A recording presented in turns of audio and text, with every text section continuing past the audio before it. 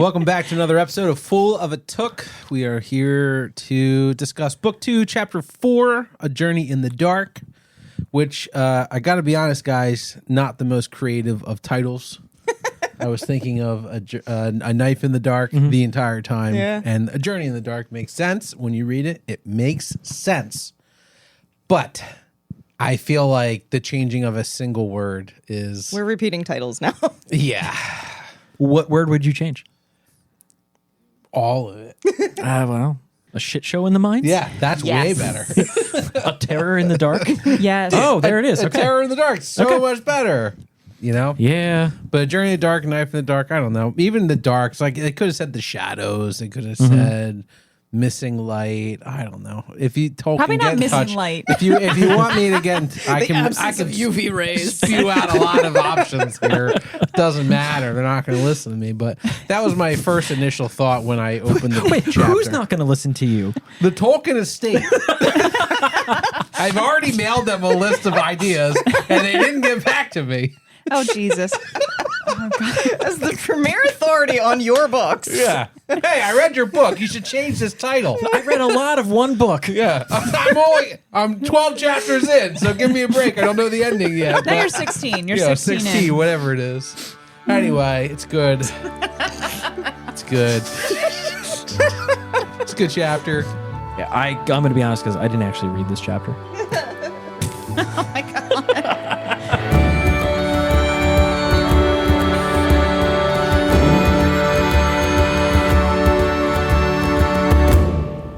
So previously in the last chapter, the Fellowship of the Ring is formed, and Frodo sets out from Mordor. They travel south, reaching the ruins in Holland, where Aragorn felt like they were being watched.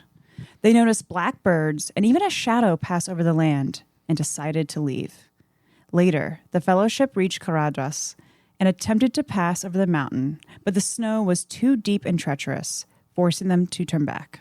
We're here to talk about one thing and only one thing, which is Chapter 4, A Journey in the Dark. I really think they could have come up with a better title, though. I can't let go of this. Yes, but also... You have no thoughts on this? It's extremely accurate. They are journeying in the dark. Some of these chapter titles are a bit on the nose. But also, no one knows what they're doing. Even Gandalf, he's also in the dark. Yeah. Oh, good one. Okay, yep. There it is. It's a double entendre. Oh, then. God damn it. Now Yep. it actually works perfectly. Enough chit-chat. Pat, if you'd be so kind and give us a wonderful summary of Chapter 4 of Book 2. Okay, buckle up. Buckle up, motherfucker. Yeah, I'm glad you're over the chit-chat. I'm going to monologue for 45 minutes. So, A Journey in the Dark starts us off with the Fellowship of the Ring having attempted and failed exactly one thing, to get over the mountains.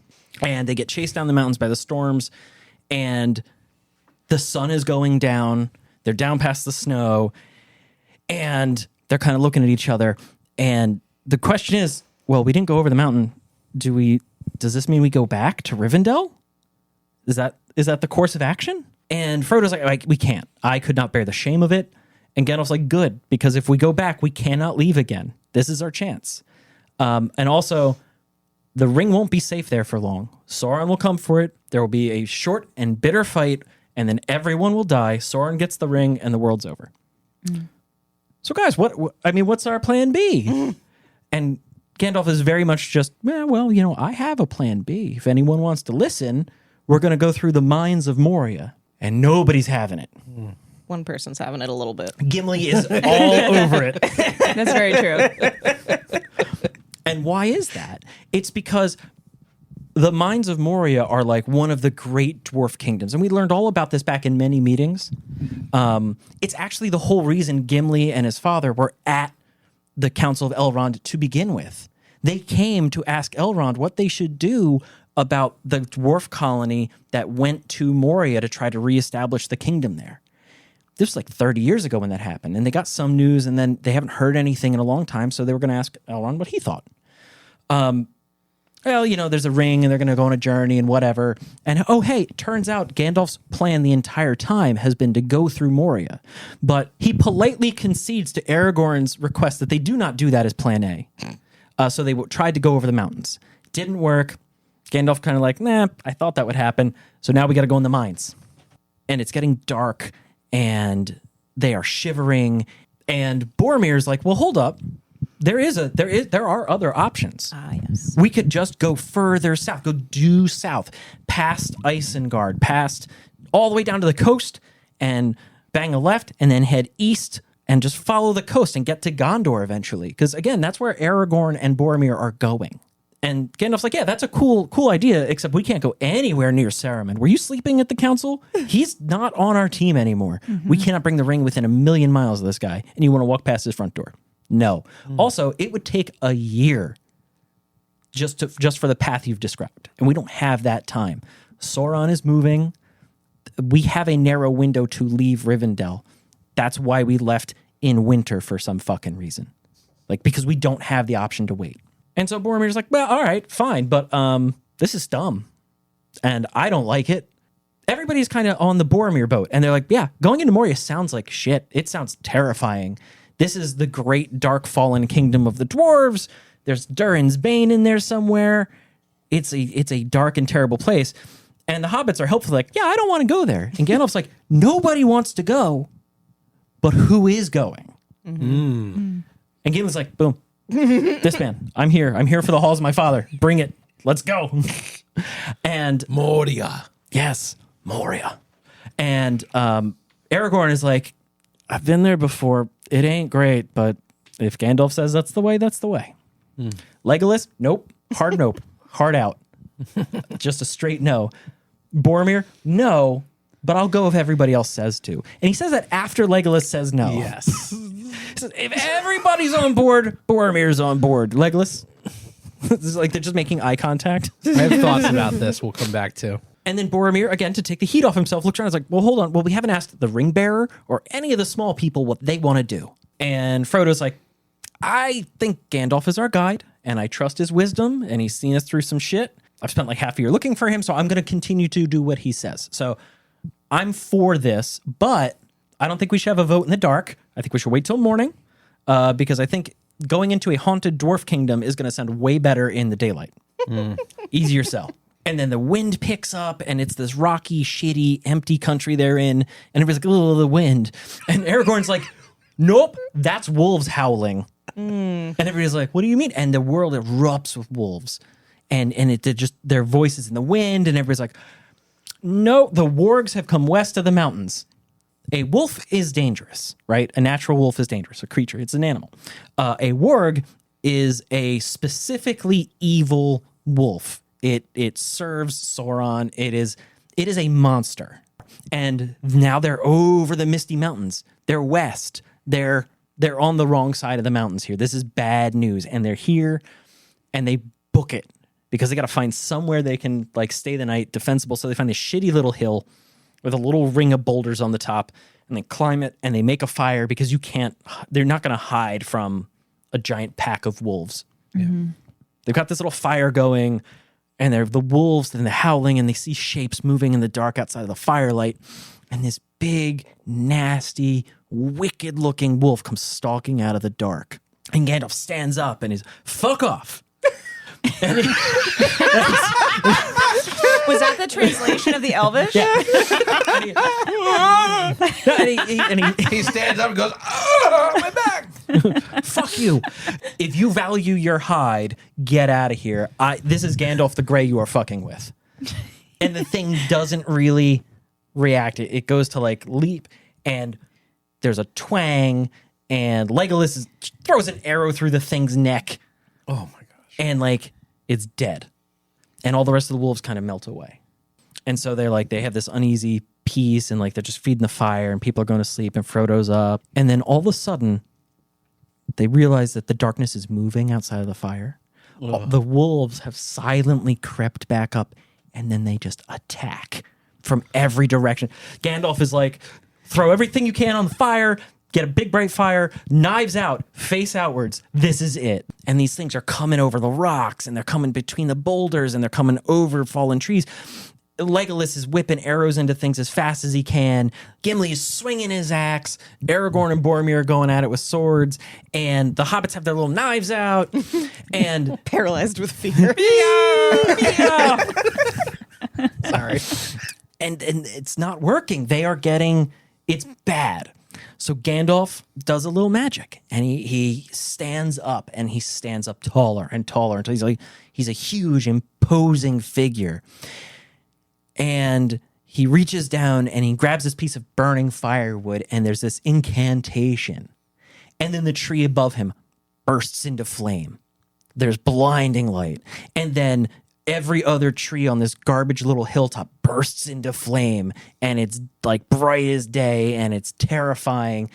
And the wolves scatter, and they are just left kind of in the wind and the night, and they just watch until the fire burns low and the sun starts to come up. And Sam leans over to Pippin and is like, "See, it takes more than a wolf to get Gandalf." What a fucking dickhead. Yeah, right? Like, not an appropriate time to be having this kind of ego, Sam. right. Chill, dude. Yeah. And meanwhile, everyone else is having a quick look around, and there's no evidence that there was ever a wolf around. There's no bodies. All of Legolas's arrows are just laying around wherever they had hit a wolf. And Gandalf's like, "Oh yeah, 100%. This is some bullshit magic." And he kind of looks around. And he's like, "So guys, do we still need that vote?" And Boromir is kind of like, "How far is it to Moria?" 20 miles. and he's like, "And we got to book it because we will not survive another night of this." Nope. After sunset, we're fucked.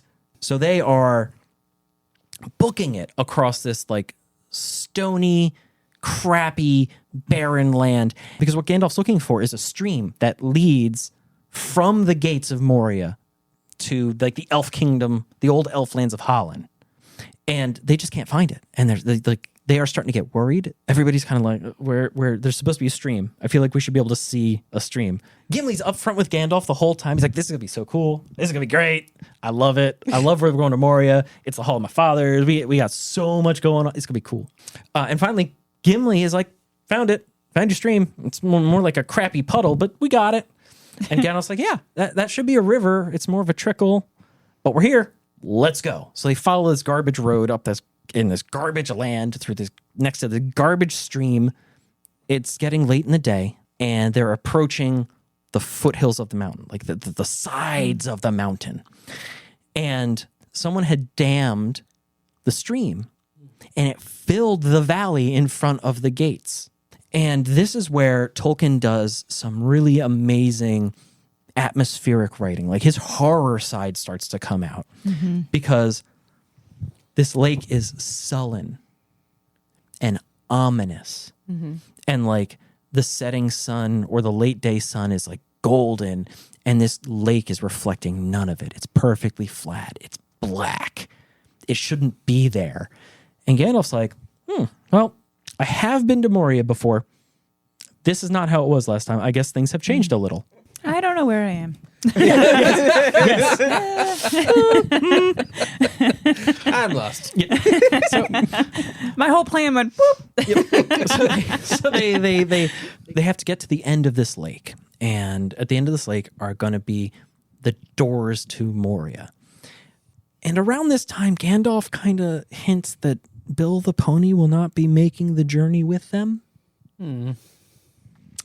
And Sam takes that real hard. I took that real hard. Yeah, Sam's not the only one. And it's gonna get more emotional before it gets better. But the path starts to get a little rough, and there's like supposed to be a staircase and like a direct cut to the gate, and that's when they kind of are like, "Oh, we can't take the pony up those stairs." And Gandalf's like, "We can't take the pony up any stairs." And frankly, it would be a nightmare to take Bill the pony into Moria underground, because there's just places where he's not going to fit, and so we're going to leave him in the dark. That doesn't seem right. Yeah. Better to set him free. Okay, in Wolf Country. And they come to the walls of Moria. This is the end of the lake. It's just this cliff, this vast cliff. It is final. It's a pallid, pale face of rock. it is impassable. And they've come across this very narrow strip of land between this wall of rock and the edge of the lake.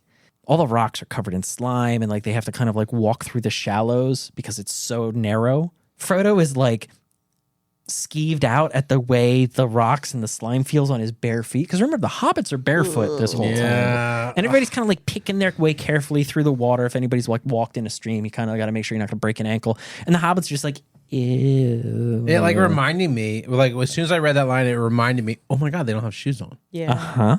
They splash their way through this god-awful lake, and at one point there's like a splash and a plorp and like ripples, and everybody's like, what was that? And it's like, it just was like a big fish jumped in this lake, and it was kind of like, they're all a little weirded out, everybody's uncomfortable, and they're coming up on the gates.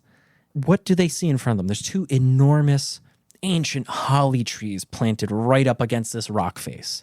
It is helpfully explained to everyone that dwarf doors are secret, and they're not meant to be seen when they're closed. They're meant to be undetectable, and that they will have a secret key or a secret password, or sometimes they only open at a certain time of year.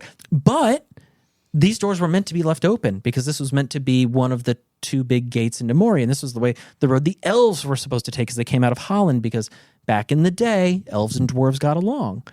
And this was like sort of the elf entrance. And Gandalf walks up and he kind of like runs his hand and cleans dust off of the like this sheer rock surface. And the moon starts to come up, and he's like, tell me what you see now. And as the moon hits the rock surface, everywhere Gandalf has cleared the dirt away, silver lines start appearing in the stone. Faint at first, and then they grow stronger and stronger until there's an outline of a huge arched doorway flanked by two big pillars and two large trees, and on the doorway is a hammer and anvil and a crown with 7 stars, and these two trees that have crescent moons on them and a big multi-pointed star in the center. Gimli is like, oh my God, those are the symbols of Durin's folk. These are dwarf signs. The hammer, the anvil, the crown with 7 points. 7 points, 7 dwarves, 7 dwarf lords, 7 rings. 7 rings. 7 rings. Yes. And so Gandalf, what now? What are you gonna do? He's like, well, no, I don't know how to open this door. Are you fucking stupid? Boromir's like, what the fuck do you mean? Frodo's like, well, there's some Elvish written here, but I don't really know what it says. And Gandalf's like, that's because that's from the Western Elvish branch that was sunk in Barrowland in the sea that we can't go into, but is really cool. Anyway, it's a language nobody uses anymore because they're all dead. And it doesn't matter to us. It says, speak friend and enter, which whatever. It's fucking stupid. And Mary's like, well, what? Why is that stupid? What does that mean? And Gimli is like, well, it's pretty straightforward. If you are a friend, you speak the secret password, and then you can enter. And Gandalf was like, yep, absolutely. Like, speak, friend, Yeah. and enter. Mm-hmm. And they're like, okay, well, again, what the fuck is the password then? And Gandalf's like, I know like 20 score secret passwords off the top of my fucking head. A score is 20. So he's like, I know 400 different ways to open magic doors. God. And then he proceeds to try all of them. That's one of my Open favorite sesame, scenes. open poppy, open oregano, Yep. open paprika. As he gets more and more frustrated, just cursing in different language to himself. And he's like, yeah, and he's like, Kicking the door. and he tries different intonations and different combinations of He's like, words. do something. Come Yeah. on. And everybody's just kind of, and everyone else is sitting around watching this happen while the sun goes down and the wind picks up, and they're all thinking about how many wolves are going to eat them. Bill the pony is sweating bullets. And Gandalf is just like, in between is like screaming at a rock wall, is like, yeah, get ready. Strip down the gear. It's food and water only, boys. Get ready, because it's coming. And everybody's like, yeah, please, sooner rather than later. Yeah. And Doesn't Boromir like throw a rock in the water or something? Boromir gets Wow. bored of waiting, is just like whips a rock into the into the lake. And Frodo's like, I wish he hadn't done that. This place is bad enough. And like the ripples come out and Frodo's just like, I hate this. I hate everything about this. The ripples. I hate the water. I hate being here. I hate the fact that the wolves are getting louder and louder and louder. And Gandalf is like, open, you fucking thing. Open. And he curses at this thing in every dead language he knows. And then nothing happens. And he throws his stick down and he sits down. Gandalf's been into Moria before. But as it turns out, this isn't the door he used. Yeah. This is the door he exited from. Yes. So Yeah, obviously that was doesn't- wide open. Yeah. Yep. So he Yeah. doesn't know how to open it from the outside, dummy. Again, Boromir being a dick about things. Right. Gandalf is sitting there staring at the wall, and everyone else's lives are flashing before their eyes. And Gandalf's staring at this rock. And he just kind of, you know what, Mary? You were right. Speak, friend, and enter.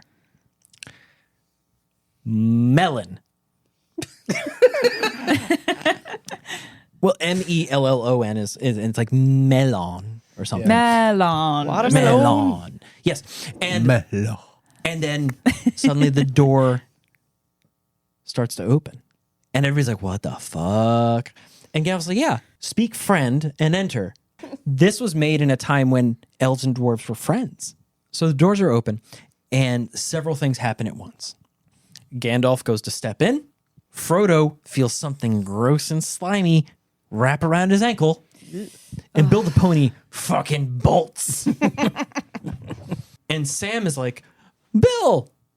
Oh, Frodo. Because Frodo is being dragged into the water by this slimy green tentacle. So Sam Jesus. looks at his beloved pony running off into wolf country, looks at Frodo, pulls out his knife, and dies on that fucking tentacle. And cuts it up. And the thing like recoils, and Frodo's not being dragged in the water anymore. And they all have a second to look at it, and then 20 more tentacles come out of the water, and everybody books it for the gate, and they just run.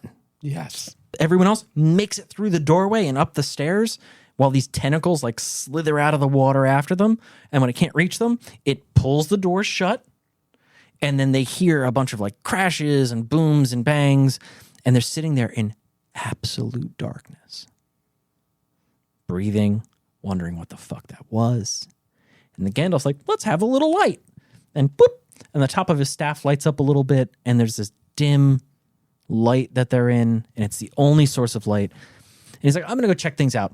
Steps downstairs, he comes back, and he's like, the way is closed. Whatever that was, pulled the door shut, pulled those trees down probably pulled a bunch of boulders over the door. That door is closed forever. We trapped. We have one way. We go through. And Frodo's like, well, what was that? And Gandalf is real happy to just be like, the world is full of dark and evil shit. What do you want? Yeah. We should roll out. Let's go. But first, who wants a little drink? I love this. So they have another sip of their elf. Mirrorvore. Yeah, Mirrorvore, their elf liquor. And they have a little bit of quiet dinner on these ancient stairs. Liquid courage. Yep. And then Gandalf's like, dinner's over. Let's go. And he pulls out Glamdring, his magic sword. And everybody else pulls out their little swords. And Frodo's got his magic blade. And while Frodo is contemplating...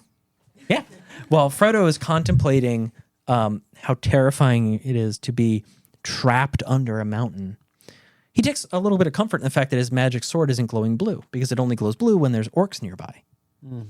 Okay, so that's one less problem he's got. And they march off into the darkness down this, like, because the stairs go up and then they level off, and it's this stone tunnel, this road into the mountain, into the dark.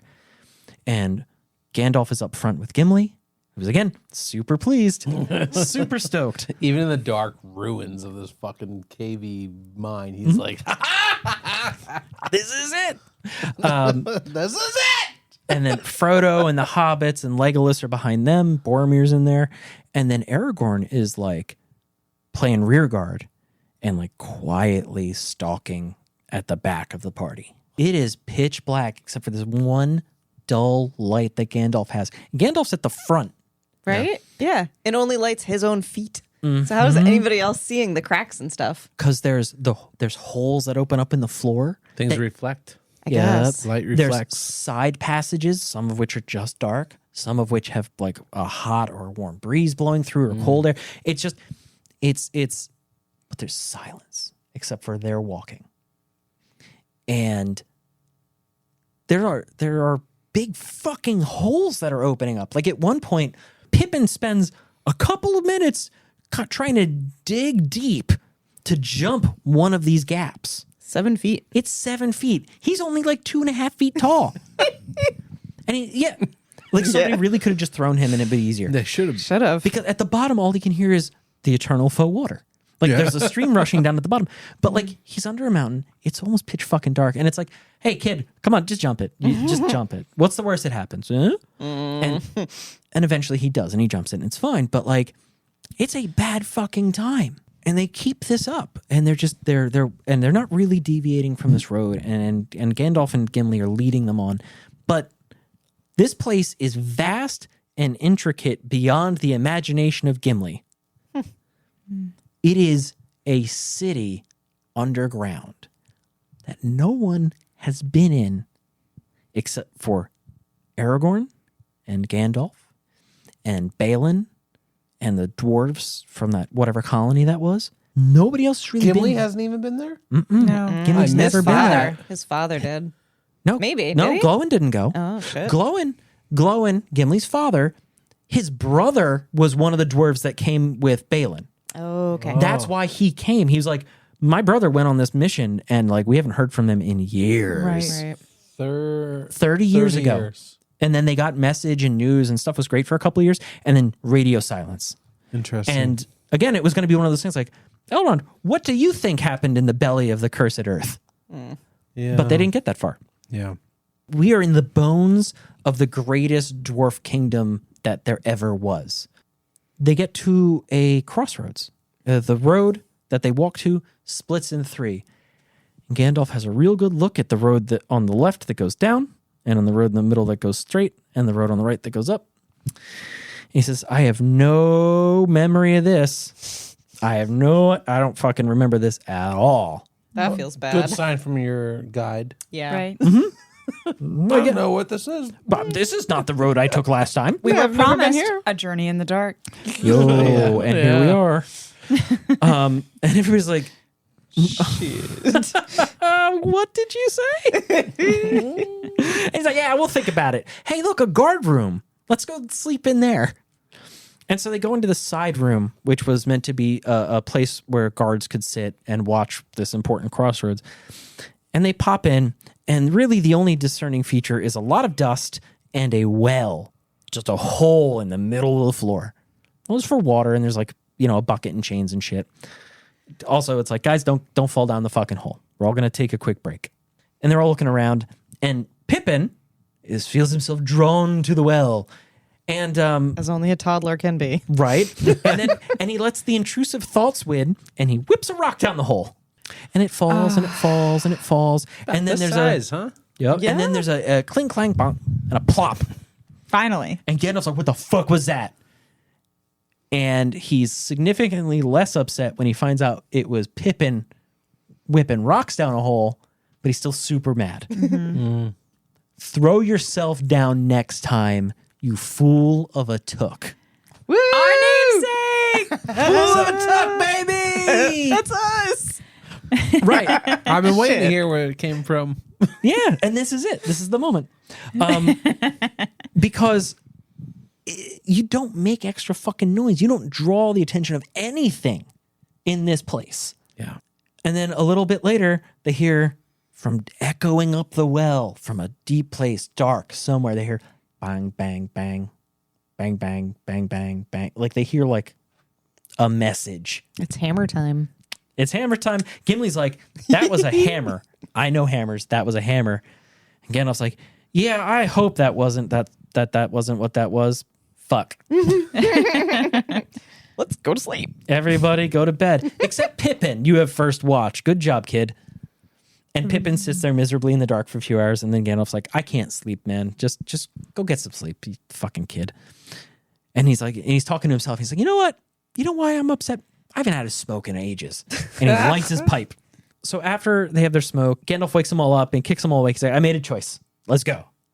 We're going right. We're going up because the air smells better. And everybody's like, okay, you say so. And up they go. Gandalf had said coming into this place, remember it was 20 miles to the gate?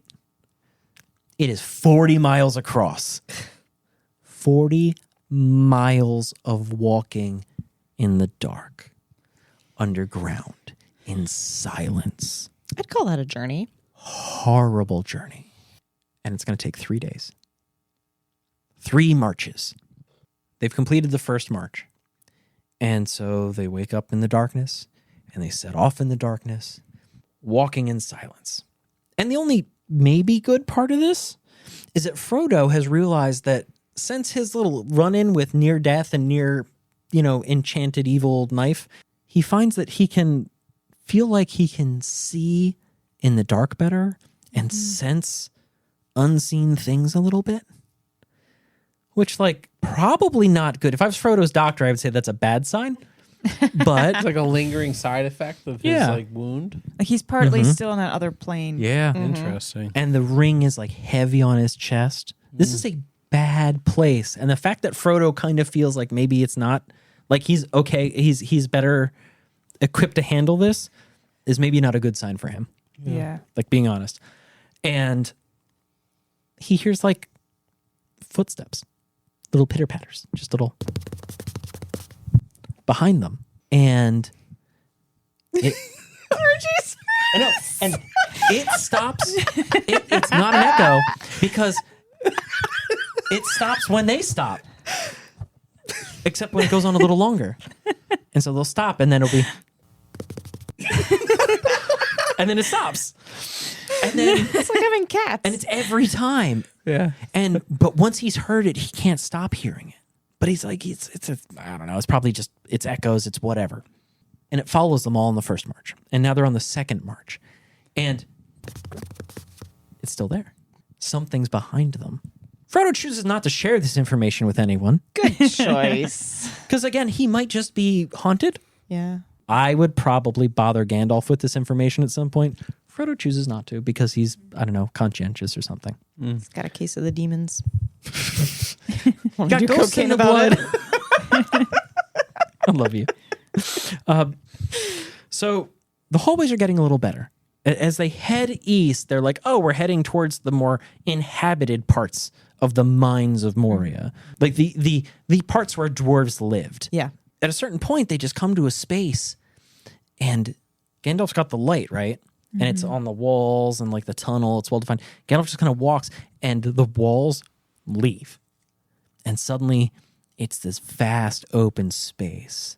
And this cool breeze starts blowing on people's face and they are freaked the fuck out. And Gandalf's like, excellent. I think we're just about there. And let's have a little light. And he, boop, and there's a flare kind of thing. And they are treated to an image of a massive underground space with huge pillars, and everything is polished like black glass as far as the light reaches, which again, not very far, but it's in every direction. And Gandalf is like, this is a good spot. This is, we might even get some light in the morning. I bet there are windows up there. And by windows, he means an enormously long shaft dug into the side of the mountain that brings light and air all the way down to where they are. He's like, this is pretty good. Let's just curl up like puppies in the middle of the floor and go to sleep. So They've do. been marching for 8 hours at that Yes. point. And they've gone 15, maybe 20 miles. Yeah. I can't imagine what that must have been like. Because after a certain point, what are you seeing? What does that do to your vision? Where does your imagination go? What are your ears doing? What do your pupils look like? Right, because nobody's really talking. There's a little bit of whispering, a little bit of muttering, but really not much. Just quiet, dark terror. Your fucking adrenaline must be through the roof the entire time. Because again, they started this with their knives out. There are going to be knife problems, and they're waiting for it at every step of the way. And only Frodo's like, but also, But again, tells no one. So everybody's curled up on the floor, and Frodo's like, I'll take a watch. Somebody's like, Gimli, who would live in a shithole like this? This is hard. This is a nightmare. And he's like, it's not always like this, man. It was a place with like crystal lamps and music and light and people. And this place knew music. And then he sings a 2-page song. Yeah. And it's a fucking amazing song.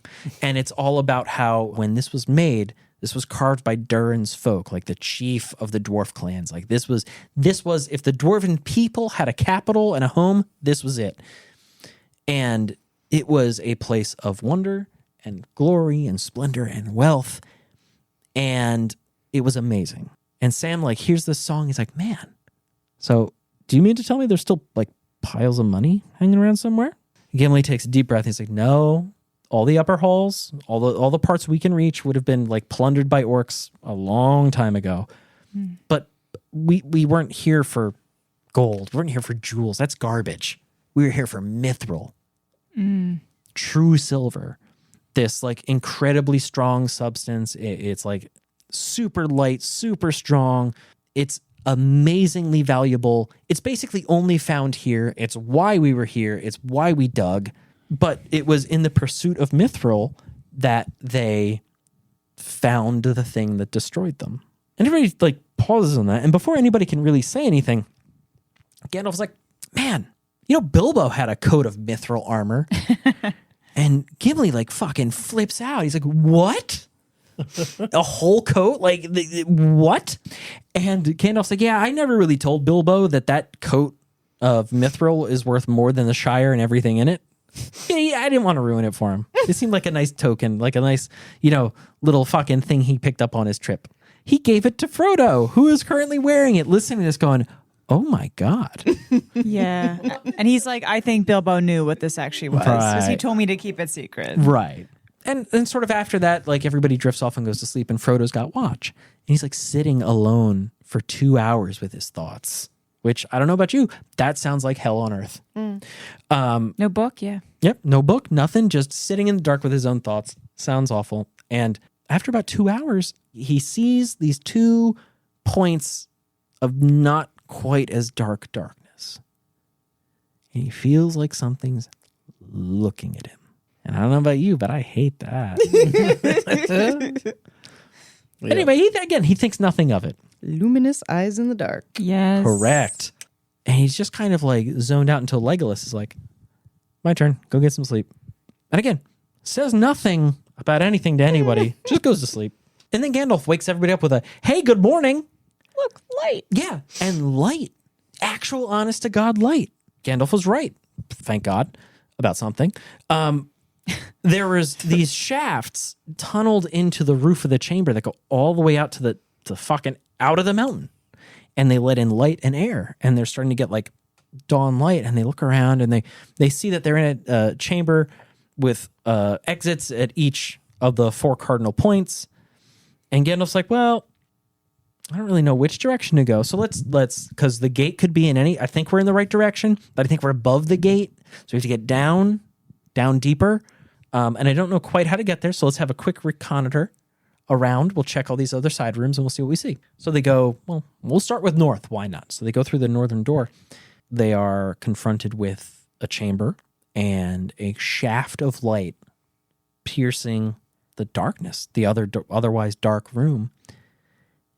And it falls on this stone table, stone tablet, stone slab. And they're like, what is that? And they go up and they look at it. And it's a tomb. And it says, here lies Balin, son of Fundin, Lord of Moria. And Gimli's reaction is, fuck, he's dead. And the chapter ends on that. And it ends with this moment of, oh, fuck. Such a downer. Actually, these past 2 chapters have been such They've been downer pretty dark endings. I'm like, ugh.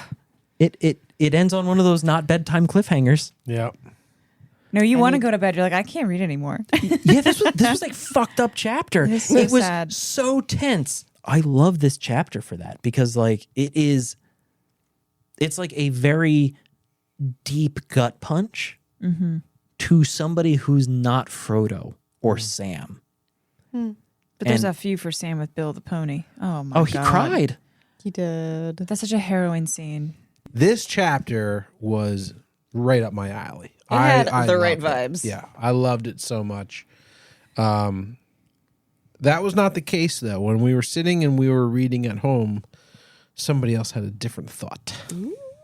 I love how it furthers the story. Excellent writing, great metaphors, great character development. But so far in the story, there'll be a downer chapter where the heroes fail, and then they get a win or a break the next chapter, for the most part. Not always, but for the most part. And this was, for me, the longest period of time where we're just failing left and right. It's so arduous. It's so tense. It's so anxiety, driving. And I hate feeling that way sometimes for this long extended period of time. Did I enjoy what I was reading? Yes, overall, logically. But I did not enjoy it. Ooh. Yeah, no. It made me feel very uncomfortable and sad and stressed. And it was not a good read. It was bad. They are defeated, and then it's like punching down because they are all defeated by Caradras, and then Gimli personally is defeated. well, it's like, oh, here is light. We are no longer in the dark. And then it's like, and he did. And we're fucked. I'm just like, no, I didn't like it. Not because I didn't think it was very well written or good for the story overall. Just this period is hard for me to sit in. Yeah. You don't like it when it just is like a barrage of like getting beaten up in a story. Because I feel like that's like life. Yeah. If I'm going to go to fantasy, I want a true fantasy. Yeah. Get me out of reality. You need the lows to appreciate the highs. Yes. Speaking of lows, this was a chapter that was so many things, time after time after time after time, of very exciting and then very down lows. So we would have these like an exciting low, meaning the wargs are around them. That's an exciting low, right? It's like, this is not a great time. This is a bad time. But also, it's exciting. Like in that spectrum, we're in that corner that's like, this is really fun and exciting, but also this is really fucked. When you go diagonally across there, it's like Gimli finding or seeing Balin's, tomb. And it's just the opposite of like, this is also bad, but this is not fun. I don't like this. So your two axes are fun, not fun, good or bad. Yes. Yeah, this is a bad, not fun moment. Yes. Yeah. And I'm fine with all of them, but like it hits the heart so much more, especially because it's Gimli, man. Have you guys ever like invited your friends to something that means a lot to you? Maybe it's like to watch a movie you love. Maybe for you guys, it's a board game that you're like, oh, it's so good. And you have somebody play it and the experience sucks. It sucks. It's a letdown. It's a letdown. And in your head, you're like, you're ruining this. Or like, You're supposed to love this. yeah, you were like, maybe the staff is off or somebody at like the bowling alley sucks. And you're like, they're ruining this for me. They don't give you enough pasta. Yeah, they don't give you enough pasta, whatever it may be. I felt like that was the situation with Gimli because obviously everybody was like, we're not going in the Mines of Moria unless we absolutely have to. Oh, turns out we have to. So I was going to say, except Legolas, who was just a hard no. That was the only time he was asked. So he's like, I'm not going in Fuck if we don't have that to. place. So for Gimli to be like, well, everything's going to be good because, as bad as it is, I am going and this is my hood. And he's in legacy. there. Yeah. It's his legacy. Like, and when he goes in there and he's like, this sucks. You're just like, as a reader, like, I loved at the beginning of the God. chapter when they were like, well, we might have to go back to Rivendell. And Merry, Pippin, and Sam were like, yeah. like you could just see these smiles on their face. They're like, yeah. And Gandalf And sort then of like 2 seconds patronizes later- them. He's like, Yeah. well, the funny thing is, like, we could go back. And the ring will just stay there. And bad things And will then happen. everyone will die. Yep. Or we can continue with our quest. And you're like, oh, right, yeah, we definitely should keep going. Because for a moment, when the hobbits are like, for a second, I was like, I think we're going back to Rivendell with the way they were talking. No, And they then already Gandalf's spent like 2 months so hanging sassy out there before they left. He's like, yeah, let's just go back and let everybody fucking die, huh? So good, you idiots. And I was like, oh shit, this guy's sassy. But then as soon as he mentions Moria, we get the same reaction, but from Gimli. Yeah, He's like, we'll have to go through Moria instead. And Gimli's like, yeah. I thought it was so fun. I freaking loved it. And everybody else is like, Yeah, Gimli was the Yeah. only one. Yeah. Yeah.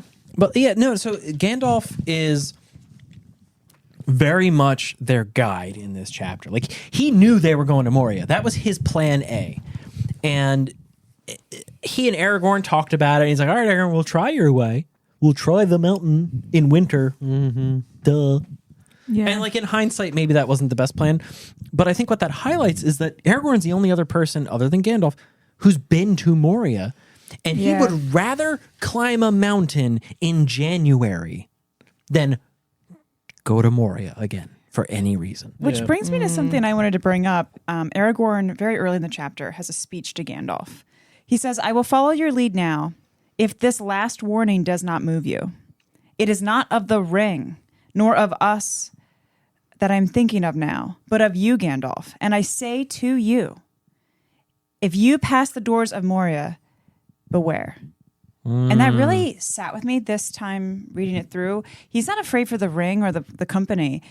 He has some sort of previous knowledge where he's like, Gandalf, I'm really Like nervous. a premonition or something. Yeah, I'm really Yeah. nervous for you personally to go down to Moria. I don't know why you want to do this so bad because he has a bad feeling about it. And I never paid attention to that before. And that's like literally 3 pages, I think, into the chapter. It already sets your hair on edge. You're like, oh no. That's interesting because I didn't pick that up. I just thought it was a general beware. But that's where my this is gonna be anxiety began. dangerous. And that's why I But had you're a really right. rough Yeah, ride. he's kind of like, Yeah. hey, this is bad, but also, Specifically for you. He's Are not even you worried sure for you the wanna go ring. in there? He's not Yeah. even worried for the ring. Yeah. It's word for Gandalf. He's worried for him specifically. Yeah. I really appreciated like 2 pages later, Boromir and Aragorn get into this like rap battle. Yes. They start rhyming at each other. It was very Did Shakespearean. anybody else notice that? Yes, I No, did. what are you talking wait, about? I don't Okay. remember this at all. Please. All right. Read it. So they were talking about how they might have to go to Moria when the wolves start coming out and they start hearing them. Anybody want the peanut? So Wait, I love it. It's page 290. yeah, it's in my Oh, book I too. know it. Yep. So they're Wait. Can you guys be Who one? do you of- want to be? I'll be the first Can one. you please do that for me right now? Okay. You're Aragorn. You're Boromir. Remember, the wolf that one hears is worse than the orc that one fears. True. But where the warg howls, there also the orc prowls. Oh my God.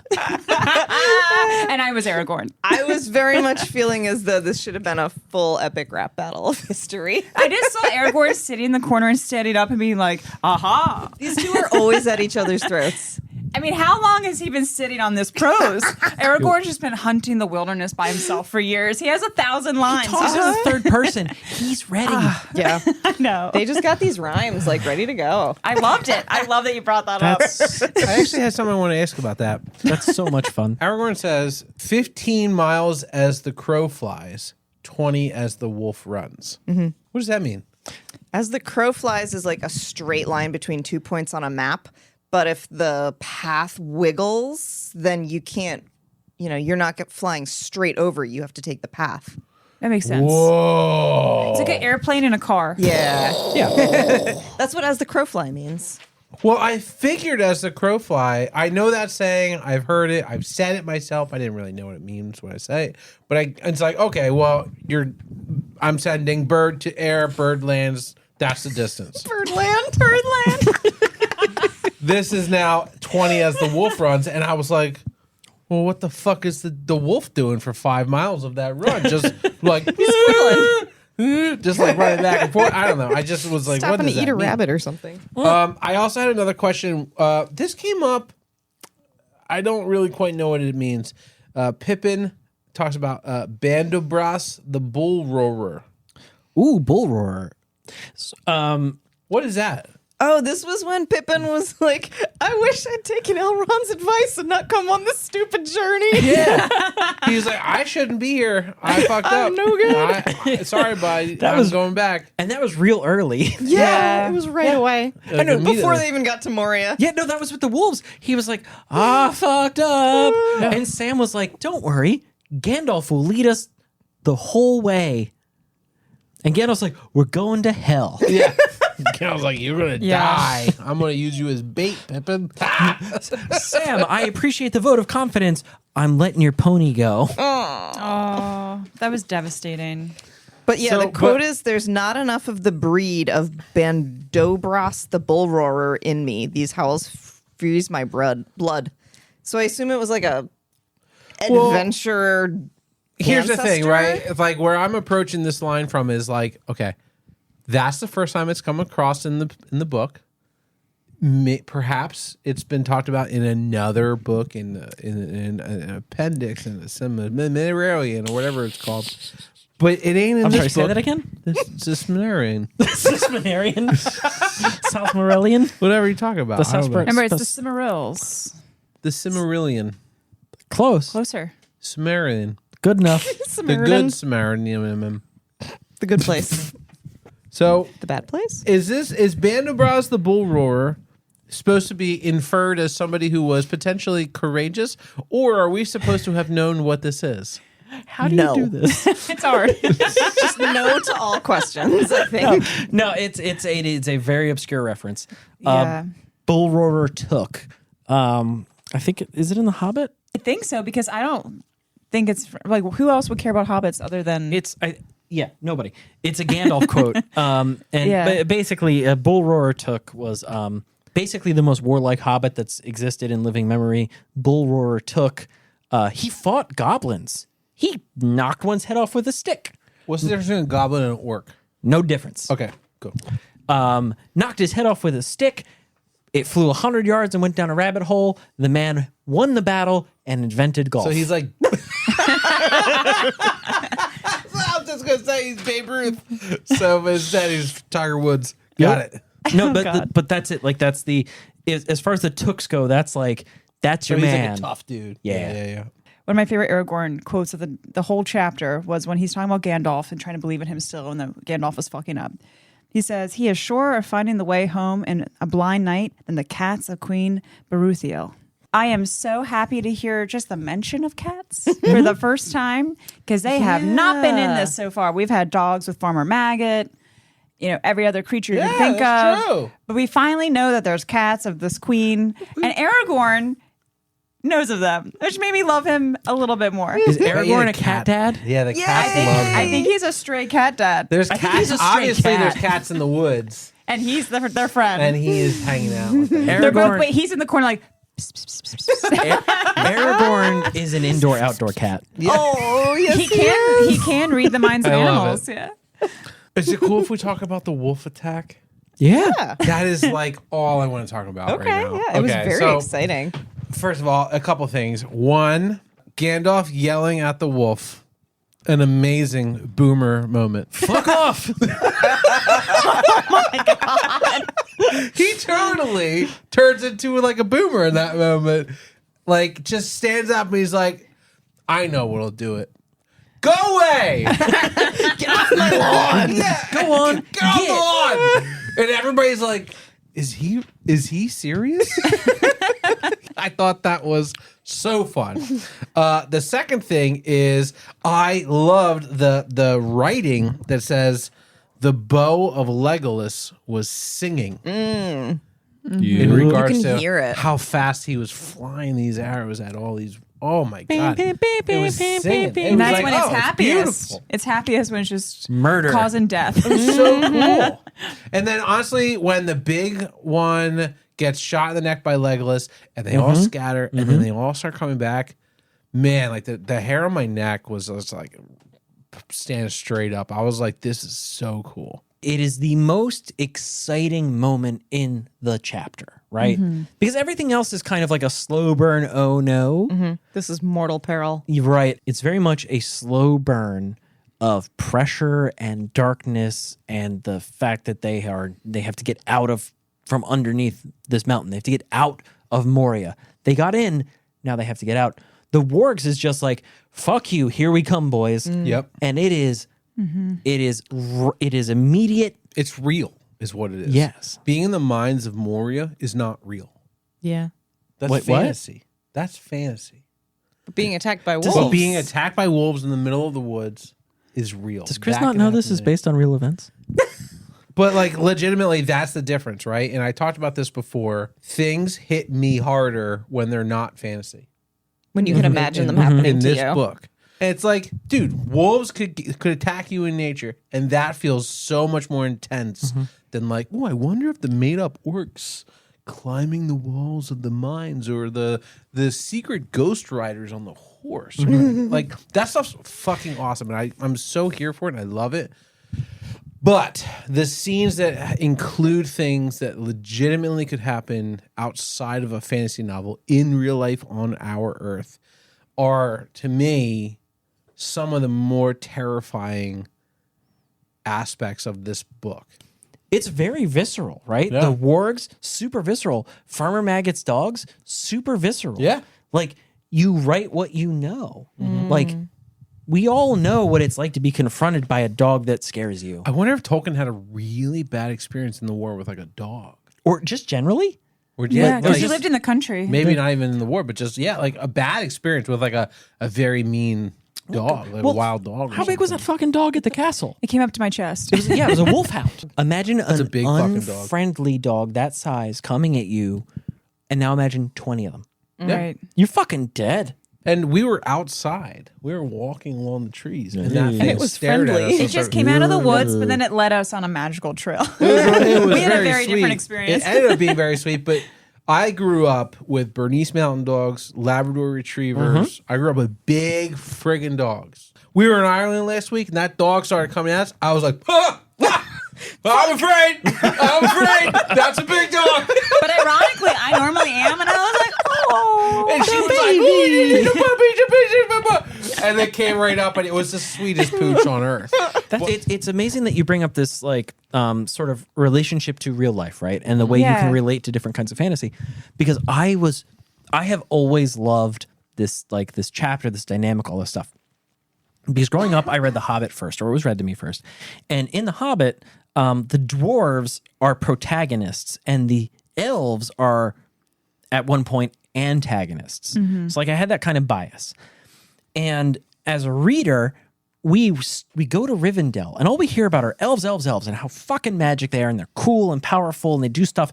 Every time they mention a dwarf, they're not friendly. And that's all they get. Right up until Rivendell, right up until Gimli and Glow in it, and then we are like shoved directly into Moria. This is the dwarf kingdom. And so it's a cool dynamic. And And one also, of Glowin and Gimli are relatively nice, jolly people. yeah, right? Like, Now. yeah. Well, so far. To be fair, so far. Yeah, it they're- might be they're- worse, but They're approachable. Yeah. They're interesting. They are Glowin talked to protagonists. Frodo the whole time. Right. Yeah. Frodo was like, But so you talk about realism and like things you could encounter as being something that you connect with more as a reader. That's part of the reason I personally connected more with this part of the story than say like elves, because I grew up in South Jersey, and we have hills, and I'm sure there's people all over the world who are like, yeah, the Appalachian Mountains aren't mountains. They're mountains. It's fine. They're just ancient. Appalachian Mountains are older than bones. That's a fact. So yeah, is. they're a little lower, whatever. But they're still mountains. And when we would travel west into Pennsylvania, we would go through these tunnels, these long tunnels. Like you're in this tunnel for like 45 seconds, a minute. In Middle Earth, the East is the bad. We live in the East. So whenever I would conceptualize the map of Middle Earth, it was always mirrored. yeah, So they're like, the ring goes east to be destroyed. I'm like, the ring has to be destroyed in Wildwood. Yeah, right. I was like, no. You take that shit to Washington. It's Atlantic going to City, California. if we're being real. Sacramento. But to tie it back, it to me, it was like mountains I could relate to more because, like, what is Moria? It's a city under a mountain. Under what mountain? Any fucking mountain. It could be anywhere, right? You could look at a mountain and be like, wow, that's amazing. And then you can imagine something being inside the earth. Yeah. And you didn't have to see it, and you didn't have to, it didn't have to hint that it was there to maybe be there. And like that was a cool thing. So it could be under any mountain. It could be under any mountain. But the other thing is, growing up in Jersey, elves live in these forests, these like enchanted woods, these old magical places. Jersey does not have old magical forests. It has the Pine Barrens. Yeah, the Pine Barrens. What kind of elf lives in the Pine Barrens? Italians. It's Jersey Devil. It is like it is some Keebler ass elf ripped out of his mind on fermented cranberries who's gonna sell your child for his next hit. Like that's the elf you find in the Pine Barrens. I just got the Sopranos stuck in my head. Dude, I can't get out of it. Some kind of Czechoslovakian. The Czechoslovakians. He's an interior decorator. Oh my I think God. we have probably nice forests maybe up north in the Hills Have Eyes part of New Jersey. Yeah, like But, Northwest. in South Jersey, it's Pine Barrens. Yeah, but like not like you can hear the highway from like any given point. Yeah. Back to the wolves / Yes. wargs. Okay. What on earth happened to their bodies after Magic. they Dark just like magic. magically disappeared? Okay. My note on that, Laura, is so the wargs just evaporated? No dead bodies? 0. Okay. Yeah. I was just like, what? Did their compatriots remove them? You know, it cuts No. to blah, blah, blah. Oh, it's magic. while he's like making sausage. There's like 75 wolf furs on this thing. Goldberry's laying there naked on it. She's like, The ponies like one of outside your are like French chomping at the ladies. bit. Yeah. They're like, oh, new horse blanket. And I brought it full circle. Hi-oh. So we think that because the wargs are like magical, evil magic beings, they just sort of well, evaporate. here's the question for you. Were the wargs ever really there? Ooh. Was it all an illusion? I'm willing to say yes. Well, there was no proof of that. Apparently. Gandalf told everyone they would die if they didn't make it to the mountain by dark. Yeah, but He was wrong. But then the sun came up, and there was no proof of their pudding. Well, I will say Yeah. something real fast, and I'm not saying I know this, but that's a good point because, like the ring wraiths, there are certain elements to what they can do in this plane because they're from another plane. I'm not saying the wargs are like that. You're on like an interesting track. Yeah, I think it's interesting. Whether you're wrong or right, I think it's really creative. Yeah, it's an important moment, right? Because we, as readers, we are trying to understand the world as it's presented to us, and a good hallmark of fantasy writing is internal logic. Like, so you can take a person on a magical journey, and a part of that journey for a reader is figuring out what the rules of the world are, because. I don't remember who said it, or somebody said that the thing that makes magic interesting is not what it can do, but what it cannot do. That was me. Yeah. So, well done. So, but the point is that as the world comes into focus, we as the I world said that last episode. Yeah. so as the world comes into focus and we learn more, it really raises more questions than it answers. So there was a line that was brought up in the book that I thought was just really funny, which was Gandalf says to Pippin, "Knock on the doors with your head." That's his way of saying, shut up and let me think. Yep. I love that. That was so good. And then his head's a wood block. Yeah. Yeah. A blockhead. It highlights Gandalf's second boomer moment. He threatens to kill a child? Well, no, Gandalf fucking throws a temper tantrum because he can't Oh open my God, it's doors. so good. And I was like, dude, this is like, I feel like I'm watching TikTok right now. We've already seen him have a temper tantrum at the wolf, like, go, get off, get out of here, wolf. And then it cuts to him and he's like, these are the doors to Moria. And then he's like, open.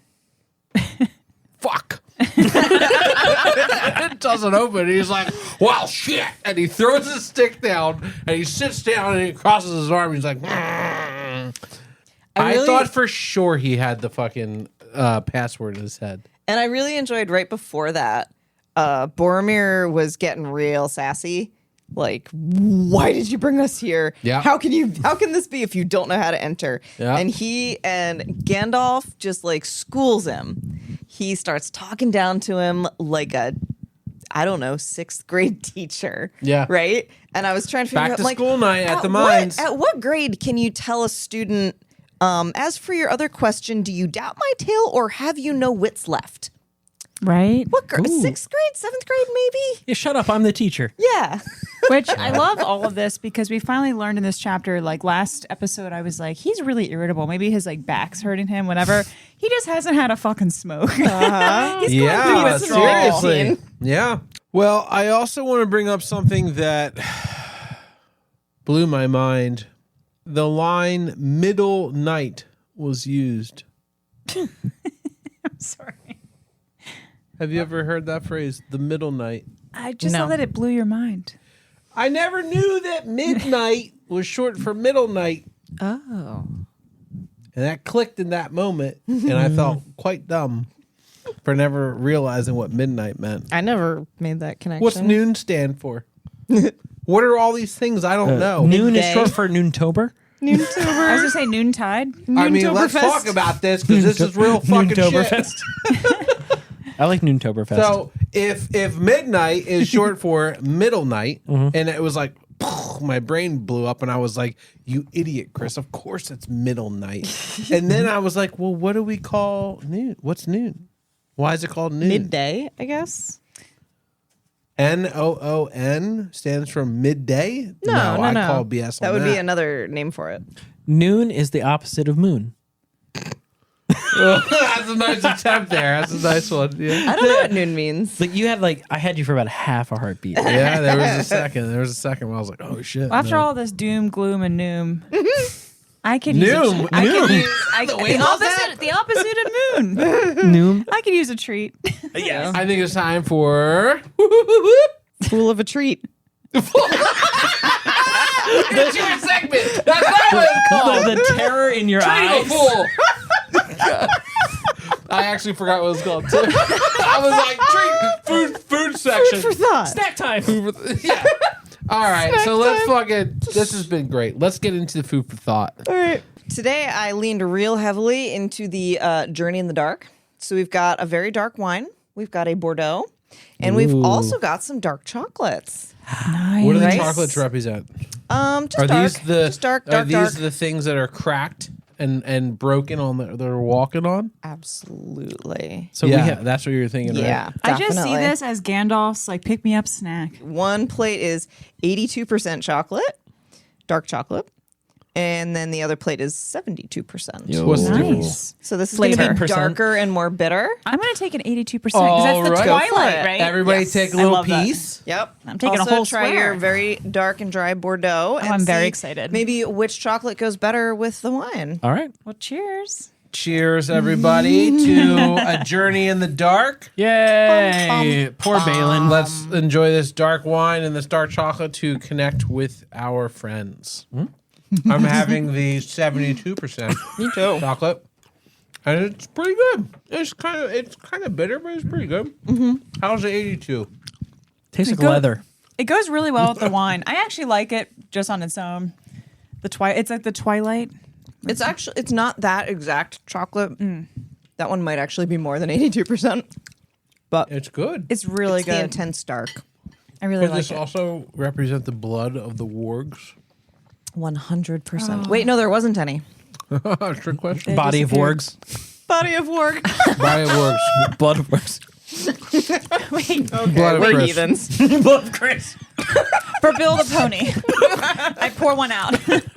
You know what's also crazy? We are on the 5th chapter Yes. of book 2. We only have 6 more left. What's the next Really? chapter? It's chapter 5, The Bridge of Khazad-dûm. Khazad-dûm. The bridge of Khazad-dûm is next. Yeah, girl. The one time Pat is not wearing his Khazad-dûm shirt. That's very true. Or the burgundy Bordeaux shirt. Oh my God. We've gotten a couple comments on social media that are like, "Does that guy only have 2 shirts?" And I He has responded, more and I was shirts. like, "Yes." Yes, but they're all in 2 colors. Except the Khazad-dûm one. Yo. Next week we have chapter 5 of book 2 of the Fellowship of the Ring, The Bridge of Khazad-dûm. I am so excited to read this. I don't know what it means. I only found out about Khazad-dûm last week, so this is cool. this has been another full of a took, fantastic episode. Cheers to everybody in this room who I love and care so much about. We got back from Ireland, and We didn't die. we didn't die. And now that we got a couple days apart from each other, so we can regain our love and trust of each other. Yeah. Because the trip was tough. It was not. It was not. Chris? I went right. I was Wait, okay. Fans, we have 2 minutes left. I got to get this story out. So, we're in Ireland. We're driving. It's Pat's first night of driving on the opposite side of the road. It's 6 hours. It's been a long day of driving. Pat entered a stage that nobody really appreciated, which was his cocky stage, where he had been driving for over an hour, about 2 hours at this point. He had entered his cocky stage where he didn't need to be told anything. Until He was getting a little fresh with the responses. When I was like, turn left or left, he's like, yeah, got it. Yeah, I got it. And then we entered the roundabout, and his brain turned off. And he turned right instead of left into oncoming traffic in the roundabout and entered the turning lane. And I said, Pat, no. And he turned to me in the car and went, what? And I went, you're on the wrong side of the road. Just keep driving. And you're like, what? I'm in the roundabout. What's the big deal? I went right. I went right. just went straight through a roundabout. And it was a really intense moment. So anyway, that's the whole and this story. was after Laura and I were silenced as the hobbits that we were at that point. Stop backseat driving. We turned into Aragorn and screaming. Gandalf. We were on camera dress arguing about plan A or plan B. What are we doing? We turned right into it. And it was so funny. We looked back and we laughed the whole rest of the trip about it. We did. But honestly, it was just one of those things where... That little old lady whose lane I turned into was not happy. But she also was being a speed demon. Once she hit the hood of the car, she rolled off the side. She was fine. I mean, she at least didn't talk anymore. She was in a car. She stopped complaining quickly once she hit the road. No crimes were committed. No. She Actually, bounced we off all the sidewalk like we it's all log. drove excellently. That's all I will say. Anyway, thanks so much for watching. Thanks so much for listening. Thanks so much for sharing, for commenting. We're almost done the first part of the Lord of the Rings, the Fellowship of the Rings, part That's 1. right. Right? That's right. Pretty intense. So anyway, cheers from Full of a Took. I hope you guys have a good time in your own dark journeys. And thank you so much to all the listeners who have said you stopped reading the series or your reread and you're now reading with us. That is so cool. We love it. We means love the you. world to us. Thank you for going on this journey with us, and it's awesome. I am Christopher. I'm Laura. I'm Robbie Jean. I'm drunk. I hope you guys have a great week. We'll see you next week on Full of a Took.